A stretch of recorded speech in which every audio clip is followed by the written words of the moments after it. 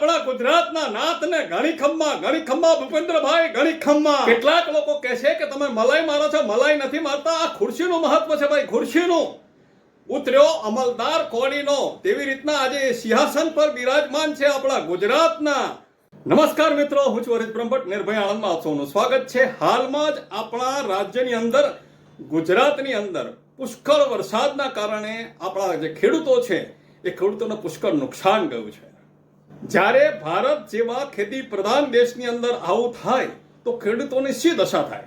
4 મહિનાથી જે ખેડૂત મહેનત કરતો હતો, એ મહેનતનું અત્યારે લણવાનો સમય હતો, પૈસા આવવાની તૈયારી હતી, તે જ વખતે કુદરતી પ્રકોપ કેવો આવી પડ્યો કે જેથી કરીને ખેડૂત રોડ ઉપર, રસ્તા પર આવી ગયો. ચોધાર આંસુએ ખેડૂત રડે છે અત્યારે. ભારત જેવા ખેતી પ્રધાન દેશમાં છેલ્લા કેટલાય દિવસોમાં જ્યારે પાક પાકવાની તૈયારી હતી, ફક્ત પાકને લણવાની વાર હતી, તેમાં જ કુદરતી આપત્તિ, કુદરતનો પ્રકોપ ગણો, મેઘરાજાએ તાંડવ કરી ક્યારેય ભરી ના શકાય તેવું નુકસાન જગતના તાતને થયેલ છે. એક બાજુ બિયારણ, દવાના ખર્ચો પાણી આપવાનો, અને એક બાજુ પૂરા ખેતરો ડૂબી ગયા. ખેડૂત દેવાદાર બની ગયો અને ચોધાર આંસુએ રડવા સિવાય બીજો કોઈ વિકલ્પ નથી.